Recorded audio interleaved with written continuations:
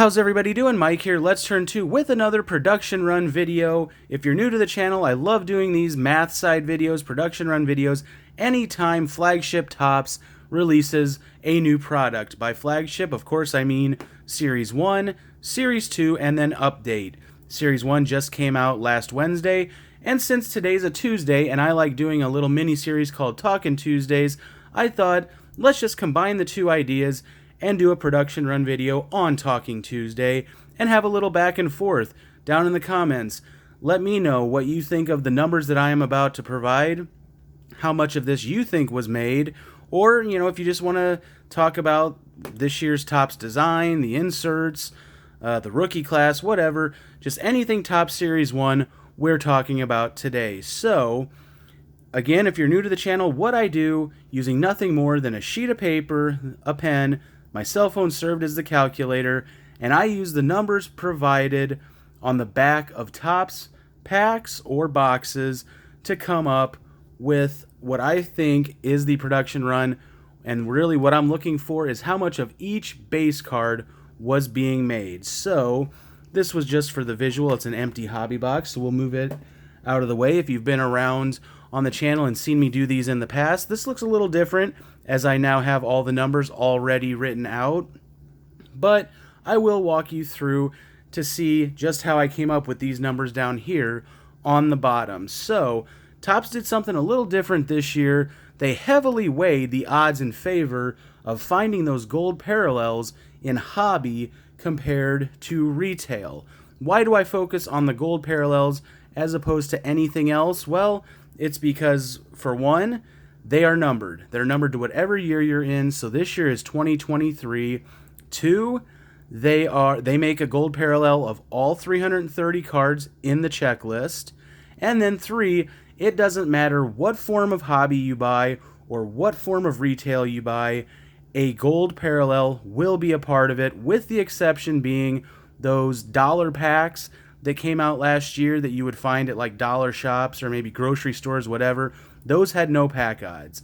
But everything else that you can find is going to have the gold parallel, and it's not as if hobby has its own gold parallels and then retail has its own. No, it's all the same thing. So you may be wondering, why am I focusing on Hobby Jumbo and the Blaster Box? This represents the best pack odds to find a gold card, and this is the worst. So I'll run you through what all these numbers, these steps mean here with this one, and then I won't have to do it again on this side. We'll make the video a little bit shorter, but alright, with Hobby Jumbo, you can find a gold in 4 packs. Each pack has 46 cards, which means you will sort through 186 cards to find one gold. So we move the 186 down here. There are 330 cards in the checklist, which means if you just wanted to find one gold of all 330, you would have to sort through 60,720 cards. But we know that they don't make just one gold of each card. They make 2023 of each card. So you multiply those together, and that gives you the final number, which is the 122,836,560. Why am I multiplying that by 0.85? Because I believe 85% of what they produce of this number is all inclusive. It includes all of your inserts, parallels, all of your hits, everything. I believe 15% of that is the non-base stuff. So I believe 85% of it is base. Why do I think that? Just go to your own experience when you open a pack of cards. If you open a 14 card pack, you are typically going to find 2 or less non-base cards. So that right there is 15% or less. And you can expand that out and do that same math to a hanger box that has 67 cards or a jumbo that has 46 cards. It's always going to land 15% or less. So when we take this times the 0.85, this number right here represents how much of each base would be made. 104, 411, 076.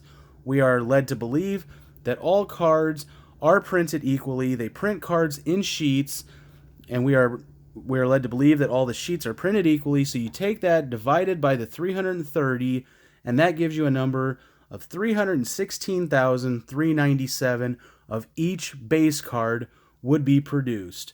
We do the exact same thing over here. Again, I'm not going to run through every step and be redundant over on this side, but I will talk about the top. With a blaster box, it is 1 in 99 packs, 14 cards to a pack.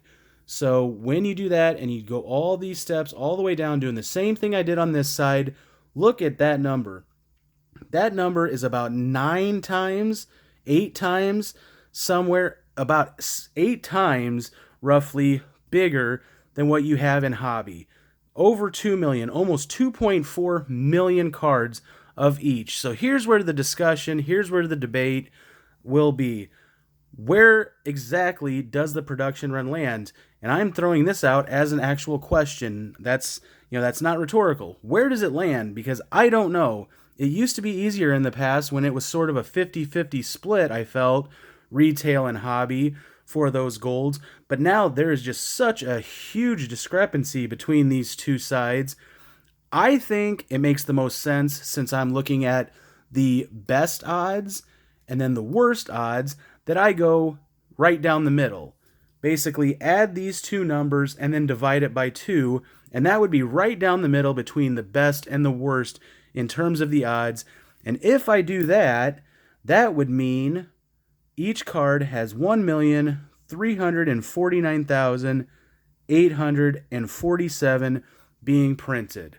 Again, that's these two numbers from the best to the worst odds. Combine them, divide them by 2, so you're right down the middle. So what do you think about that? Last year when I did this for Series 1, it was a little bit different because I went 20%. I realized that was too high. But I think even doing that, I came up with, it was right around 900,000 of each card. So I think people initially are looking at these hobby odds and thinking, oh, they're making so much less this year than what they made of 2022. But I don't know that that's necessarily the case.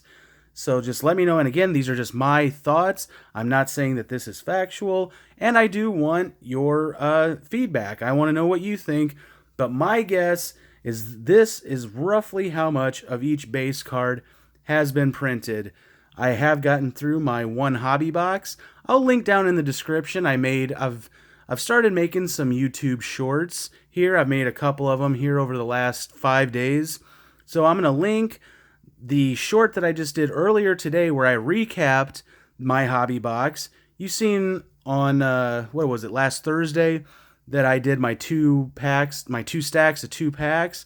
Well, that box is now done. Brought it back. I summed up an entire hobby box video in less than 60 seconds.